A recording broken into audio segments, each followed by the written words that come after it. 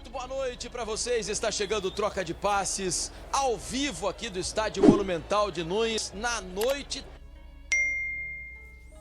contra a Argentina. O Brasil foi goleado 4-1, não viu a cor da bola e sentiu a força do futebol argentino. Mais do que isso, a falta de qualidade do futebol brasileiro, especialmente na noite de hoje. O Brasil tomou um baile da Argentina por aqui e vamos começar a partir de agora a analisar tudo o que aconteceu nesse jogo do Monumental em que a Argentina fez 4 gols na seleção brasileira. E começa o programa com um dado alarmante.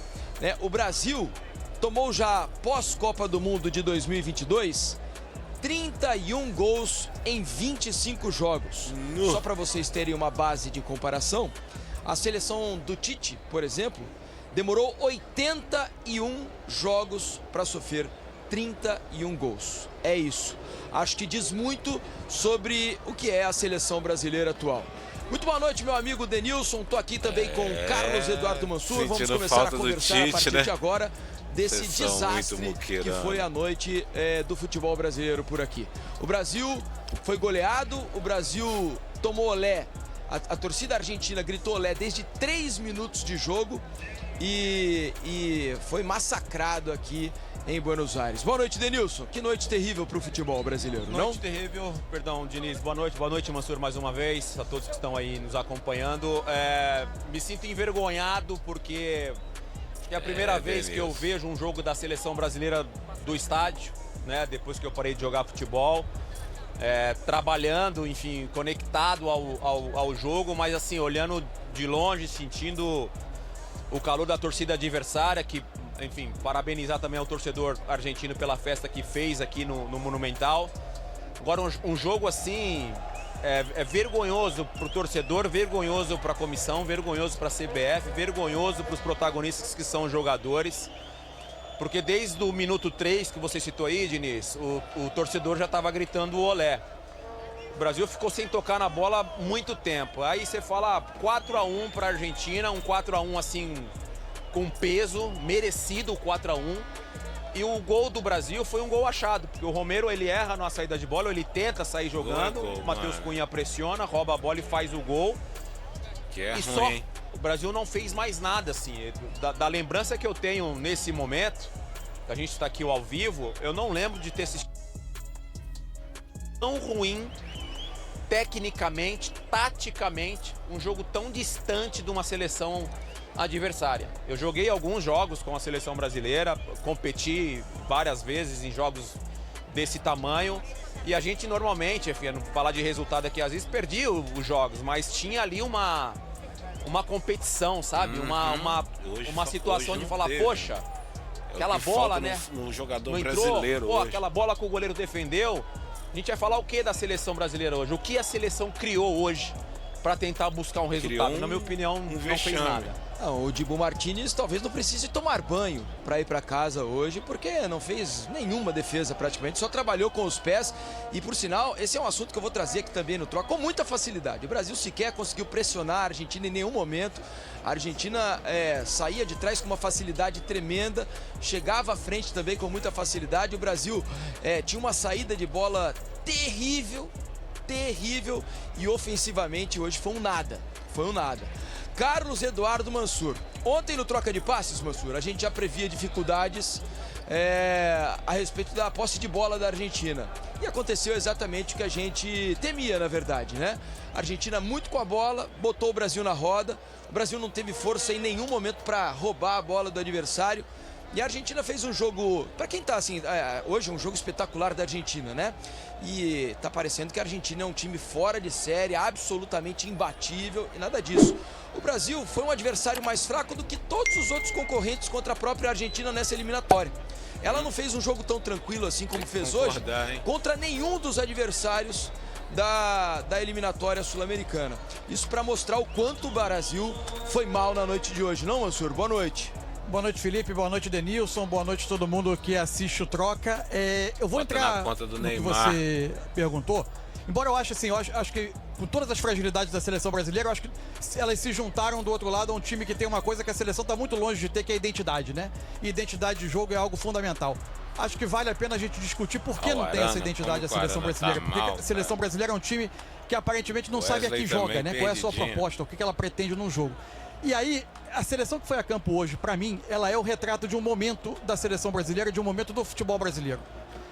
Tem digital nessa atuação da seleção brasileira de hoje, nesse momento de um desgoverno completo, para mim tem digital de alto a baixo de toda a estrutura do futebol brasileiro.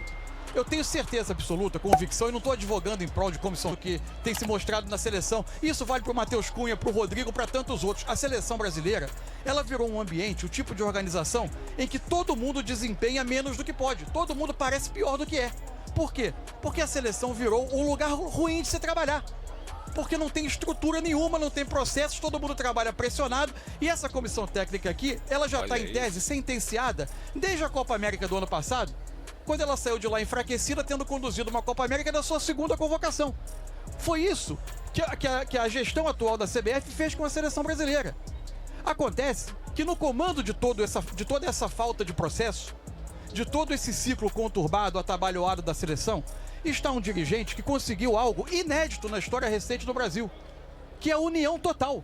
Você já tinha ouvido falar em união total de clubes e federações? Faz poucos dias que esse dirigente foi aclamado por 100% das federações, que são a base da estrutura política do futebol brasileiro. Isso, foi ontem. A base da estrutura política de um Brasil que tem esse calendário com 16 datas de estaduais para atender às amarras políticas dessas federações e por 100% dos clubes de Série A e de Série B. Muitos deles vítimas desse calendário que os faz perder jogador em data FIFA, ver jogador fazendo 80, 90 jogos no ano, mas todos eles aplaudiram essa gestão, se juntaram a ela e elegeram ele era o candidato único, mas endossaram 100% das federações e dos clubes, endossaram o atual presidente da CBF. E é esse presidente que conduziu a seleção a esse estágio atual. Então, para mim tem digital de alto a baixo de toda a estrutura do futebol brasileiro no que a gente viu hoje em Buenos Aires. Vocês acham que a CBF estão preocupando, perfeita observação, mano? é exatamente isso. Você acha mesmo? E quando o Ronaldo tentou ser candidato à presidência da CBF recentemente, disse que seria candidato, sequer foi recebido por 23 das 27 federações estaduais do futebol brasileiro. Isso é absolutamente lamentável, não quiseram sequer ouvir Ronaldo, porque todos estão muito satisfeitos com a administração atual. Essa foi a carta que eles deixaram. Que culminou nesse resultado absolutamente vexatório hoje aqui em Buenos Aires. Júnior, técnico da seleção brasileira, falando em entrevista coletiva, não podia ser diferente o tom da entrevista. Muitas questões sobre a permanência da comissão técnica, sobre a sequência do trabalho, e hoje essa é a dúvida, né? Depois de um ciclo até agora muito ruim, o Dorival teve tempo para treinar o Brasil na Copa América, foram 30 dias praticamente com o grupo, e o Brasil, depois da Copa América, do período em que ficou juntos, depois de outros jogos pelas eliminatórias, mais uma data FIFA se passou e o Brasil não evolui. Denilson e Mansur, a pergunta é: chegou a hora de trocar a comissão técnica? Porque, sinceramente, não vejo forças nesse momento no Dorival. Me parece que não há outro caminho. Não consigo ver o Dorival fazendo algo de diferente do que fez até aqui para levar a seleção brasileira para um caminho diferente, de mais organização, de mais perspectiva em relação à Copa do Mundo, que está há um ano e pouco de chegar. Queria ouvi-los. Começo. Ô, Diniz, eu acho que essa palavra perspectiva é que é o que está pegando, né? Porque o trabalho do Dorival nesse período, um ano de trabalho praticamente, em alguns momentos, em alguns jogos, a gente viu uma seleção um pouco mais organizada, mas não houve um padrão na sequência dos jogos, que aí me assusta bastante. Porque quando a gente fala num processo, e a gente, para não ser incoerente, das ausências dos jogadores, a gente tem falado de 6 jogadores, o Dorival não consegue repetir o time, acho que tudo faz parte do processo, mas dentro dessa questão de adaptação a sistema de jogo, a filosofia de trabalho de Dorival, você tem que ir numa crescente, você tem que jogar 2, 3, 4 jogos, e daí pra frente você conseguir ver um time organizado dentro do campo, você conseguir ver a mão do treinador dentro da seleção brasileira, dentro do time. Se a gente pegar o jogo contra a Colômbia, o Brasil venceu no finalzinho, sofrendo para ganhar da Colômbia. O gol do Vini Júnior praticamente salvou, eu acho que o cargo do Dorival. Esse jogo da Argentina, óbvio que tem o peso do jogo da Argentina, clássico, e todo mundo já sabe disso, mas o jeito que a seleção jogou aqui hoje, a gente não consegue entender, dentro desse processo que o Dorival fala, que o time está melhorando, que eu tô vendo isso, que eu tô vendo aquilo, eu não consegui enxergar hoje nada na seleção brasileira.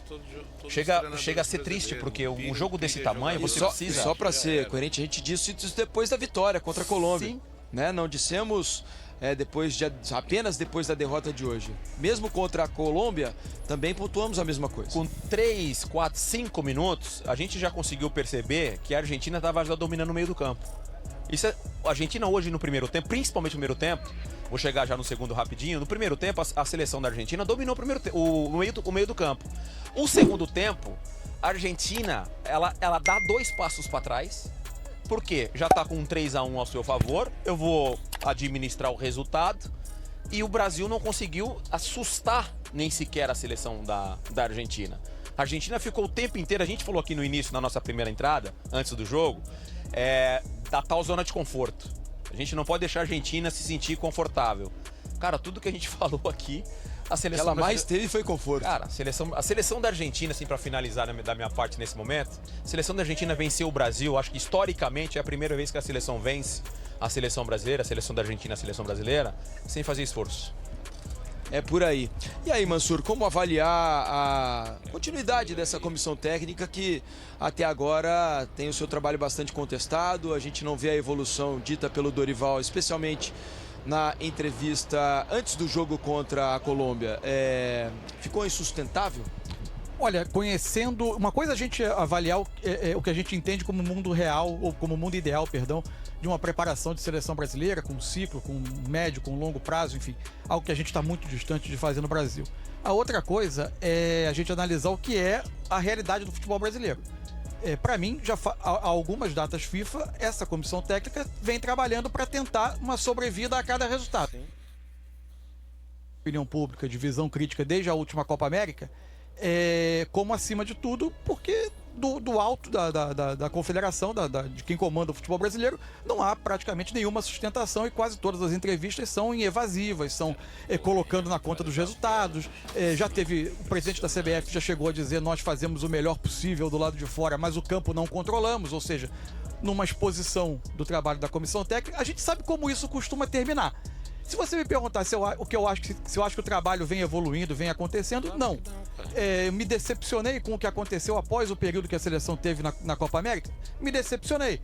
Me assustou a forma como o Brasil hoje foi envolvido da maneira mais anunciada possível pela Argentina nas suas principais características. Me assustou demais. E me assustou demais um segundo tempo em que o Brasil, quando tentou e teve percentualmente um pouquinho mais da bola no jogo, até porque já não interessava tanto a Argentina brigar por essa bola o tempo todo, o Brasil foi de uma pobreza de construção enorme. Agora, eu não me sinto nada confortável em advogar pela instalação de uma gincana de treinadores no futebol brasileiro. E vir aqui na frente da câmera e defender que a seleção tenha o 4º treinador nesse ciclo. Primeiro, principalmente por um motivo. Eu não tenho nenhuma segurança de que uma outra comissão técnica que seja instalada agora tenha as condições ideais para trabalhar até a Copa do Mundo, no que seria evidente que já se ganhou e já se perdeu a Copa do Mundo das mais diferentes formas. Agora, qualquer cartilha do futebol indica que quem vier agora vai fazer um arremedo de trabalho tentando chegar à Copa do Mundo com pelo menos um esboço de time. Porque o que resta agora é a convocação de junho, outras 3 convocações esse ano e uma convocação em março do ano que vem. São 5 convocações, dias minguados de trabalho com os jogadores, para depois fazer uma convocação de Copa do Mundo. A gente chegou num ponto que talvez seja sem retorno para salvar esse ciclo. Eu não tenho nenhuma convicção de que uma comissão técnica nova consegue fazer esse trabalho e nem me sinto confortável de aqui advogar por um 4º treinador nesse ciclo. O que eu posso dizer sobre o que eu vejo em campo? O que eu vejo em campo, de fato, é assustador nesse momento, mas, repito, tenho certeza de que muito vem da estrutura que é dada de trabalho. A seleção é um lugar ruim para trabalhar, onde todo mundo parece pior do que realmente é. A questão, e entendo perfeitamente o comentário do Mansur, que é muito preciso. O problema é que o Mansur e ninguém de nós pode ter certeza de que a seleção vai melhorar sob o comando de uma nova comissão técnica. Agora, o que também me parece muito razoável a gente analisar, né, dentro daquilo que a gente vê nos jogos, é de que não há uma perspectiva de melhora também com essa comissão, né? Por tudo que a gente viu até agora, por tudo que a seleção não joga. E o pior assim, não é perder o jogo, não. É a maneira como o Brasil vem jogando. Porque, vejam vocês, hoje o Brasil... tudo mal. O Brasil, a saída de bola do Brasil é um negócio terrível, né? Muito deficiente. O Brasil é extremamente desorganizado ao tentar pressionar a Argentina quando tinha a bola, né, próxima à sua área, junto ao seu goleiro. Ela era facilmente, né, a linha ofensiva brasileira era facilmente batida e a Argentina ganhava campo com muito espaço para invadir o campo defendido pela seleção brasileira. No aspecto criação, absolutamente nada. E detalhe, se a gente pegar todas as principais seleções do mundo, o Brasil tem o principal pé de obra disponível no mercado, né? Em termos de jogadores, nenhuma outra seleção tem tantos jogadores de boa qualidade. Você fala do setor ofensivo. Acho que sim. Assim, se pegar do meio pra frente, então nem se fale mesmo em outras posições. Eu discordo das laterais. Não, eu discordo sobre o meio campo. Hoje a escola brasileira de futebol, ela ficou exposta no jogo hoje. De um lado você tinha um time com 5 meio-campistas que se juntavam para jogar e nós não tínhamos praticamente nenhum articulador. Mas você não acha que é por falta de organização? Não, eu acho que a gente não produz. A gente não produz jogadores de nível de elite. A gente tem meio-campistas que jogam em clubes importantes, com papéis importantes, mas com outras características. Muitos deles melhores quando jogam em transição, condutores de bola, jogadores com imposição física até, com alguma capacidade eventual de organização de jogo, evidente, mas não passa perto do que a gente via do outro lado hoje, né? E a seleção entrou para esse jogo onde claramente a Argentina tentaria dominar o jogo a partir dos seus meio-campistas, da manutenção da posse, de juntar esses jogadores, e a seleção entrou com o meio esvaziado e não conseguiu encontrar alternativas e respostas a algo que era muito anunciado no jogo. Mansur, isso que foi assustador. E tem um outro detalhe, Diniz, eu acho assim, os outros jogos, os jogos anteriores, a gente vem fazendo as mesmas críticas. Que aí tá o ponto, porque você perder para a Argentina aqui, eu acho que era até comum ou normal para esse momento que a seleção argentina vive, o sentimento de entrar em campo já classificado, então você automaticamente dá uma relaxada e desfruta mais do jogo. O problema para mim não é perder para a Argentina aqui do jeito que a gente perdeu hoje. O problema para mim vem dos outros jogos, com os mesmos problemas, com seleções inferiores ao que a gente enfrentou hoje. O resultado de hoje dói, é doloroso pro torcedor, é doloroso pra seleção, ele é. Mas se a seleção vem jogando, sendo competitiva, organizada nos outros confrontos, contra os outros... Fosse uma exceção hoje, né? Exato. Então a gente já tá falando, caramba, hoje a seleção, passou vergonha aqui e tal, mas a gente vem de um retrospecto positivo, jogando bem, organizado, que é aí que tá o problema. Aqui só foi a gota d'água. A tal perspectiva que você falou. Exatamente. É isso, então é difícil. É difícil de analisar hoje aqui, porque todo mundo foi muito mal. Mas você foi muito preciso num ponto, que era a questão da pressão brasileira, da tentativa de pressionar do Brasil para tentar deixar desconfortável a posse da Argentina.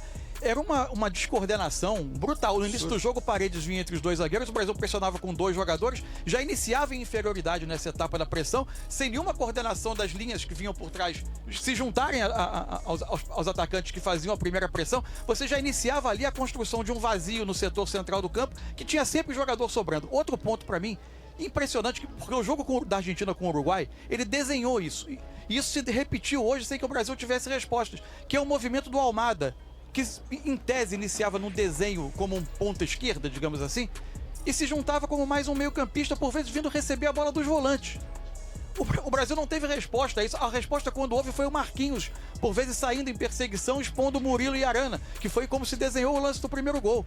O lance do segundo gol é outro lance clássico de uma Argentina que é, por essência, um time que não é simétrico em campo, né? Ela pode aglomerar jogadores em um setor, juntar jogadores no meio, esvaziando o lado oposto do campo. A Argentina se junta do lado esquerdo até fazer a inversão pro lateral, pro Molina pelo lado direito, e o Brasil não consegue defender. E aí, assim sai o segundo gol. Mas tudo isso são pontos característicos características desse time. É um time muito bom, eu acho. Acho um time que nos grandes jogos, quando joga bem, não é sempre que a Argentina joga bem. Houve momentos em que a Argentina jogou de maneira um pouco mais até burocrática, enfim. Mas é um time com muitas qualidades e com identidade, coisa que o Brasil está muito longe de ter. E os aspectos fundamentais do jogo argentino, o Brasil não teve resposta. Principalmente identidade, né? Algo que o Brasil absolutamente não tem. Queria falar também sobre os jogadores, especialmente os da frente, que são os nossos jogadores mais badalados, né? Hoje chegou o momento do jogo ali, a gente estava conversando, né? E quando pintou uma substituição, acho que era o Endrick quem estava à beira do gramado, a gente se olhava, quem será que ele vai tirar? Aí pensei, pô, Rafinha já tinha cartão amarelo, não estava bem, estava a ponto de ser expulso qualquer minuto. Rodrigo estava muito mal no primeiro tempo. Vinícius Júnior, a mesma coisa. Só o Cunha se salvava dos 4 da frente. Era jogar a moeda para o alto e decidir qual dos 3 sairia.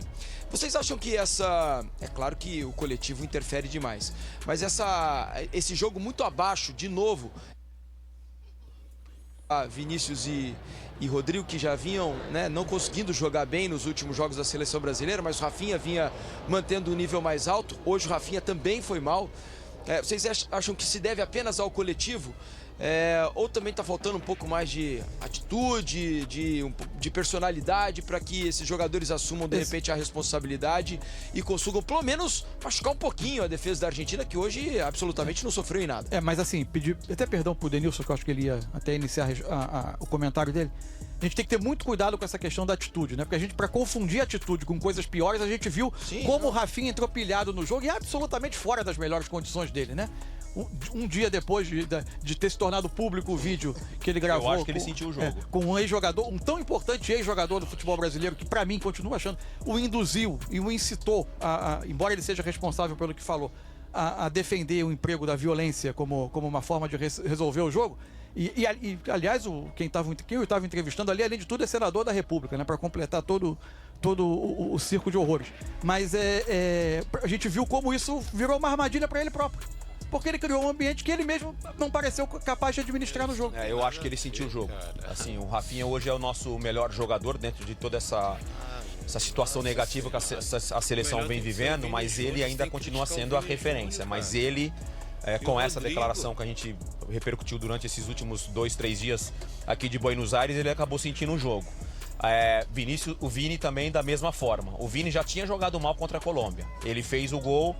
E aí, enfim, salvou a situação não só dele individual, mas do coletivo. Você estava falando em algum momento aí dessa questão de marcação-pressão. A tal da marcação-pressão, se você não treina a marcação-pressão, não adianta, ela não vai dar certo. Com 3 movimentos que a seleção brasileira fez para marcar a seleção da Argentina, a gente já vendo o jogo, a gente já comentou, faltou a saída um pouquinho do Wesley ali, faltou o Matheus Cunha fazer esse movimento, porque você percebe que não existe esse entrosamento para fazer esse tipo de situação de marcação. Aí por outro lado, que aí eu fico um pouco indignado, Turi e Diniz, assim, ele deve ter visto os jogos da Argentina. Certamente. Ele deve saber que a Argentina é um time que está completamente entrosado, os movimentos, tudo que a Argentina faz é em ritmo de música. Para que eu vou pressionar a Argentina da forma que o Brasil começou pressionando? Vamos esperar um pouquinho, vamos sentir o jogo um pouquinho. Eles entraram em campo tão pilhado, de repente vindo da declaração do Rafinha, e aí acaba se manifestando dentro do vestiário, que eles saíram para pressionar a seleção da Argentina e toda hora chegavam tarde. Toda hora chegavam tarde na bola. Não teve um confronto, ou não teve uma falta por marcação, pressão do Brasil na seleção da Argentina, na saída de bola da Argentina. A gente vai ter que ir pro intervalo, eu quero saber disso, porque para mim isso é claramente questão para a comissão técnica resolver.